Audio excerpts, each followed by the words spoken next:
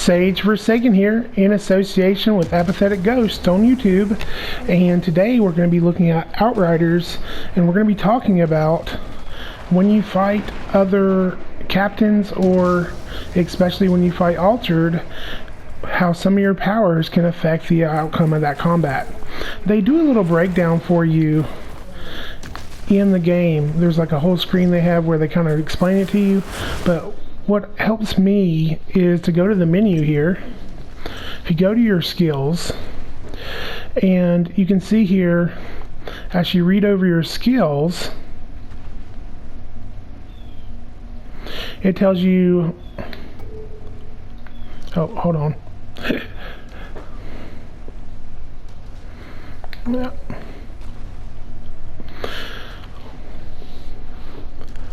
It tells you the type is immobilize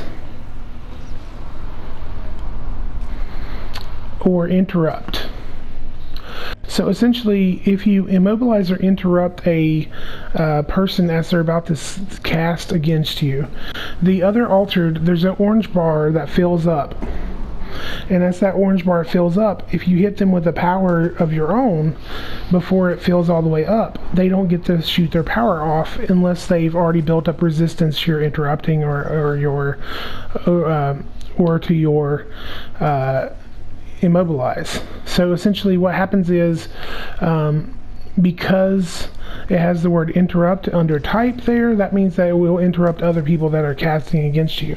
So for example, if I was fighting an altered, and I'm fighting an altered, let's say, above his head there'll be his health bar, and above that an orange bar will start to fill up. As that orange bar starts to fill up, what's going to happen is, if I go ahead and hit him with the power of, like for example, my R1 power that has the interrupt on it, if I'm close enough to him to interrupt him, it'll also do the damage the power does, but what it'll do is it'll block him from using his power for a few seconds. So that'll give me a chance to shoot him some more, to hit him with a different power once it's available.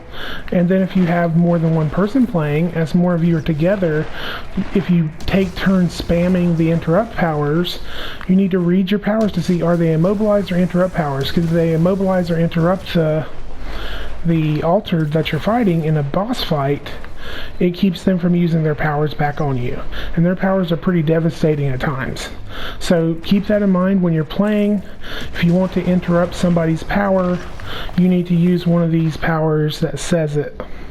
What'll happen is, though, as you interrupt him too many times, to balance that out, what'll happen is a blue little circle will appear above his head, above his orange bar, and it will eventually build up so that he cannot be interrupted, so he can get a few powers off.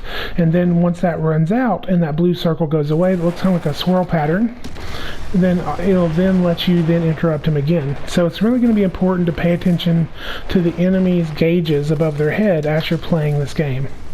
Anyway, this was Sageforsaken in association with Apathetic Games.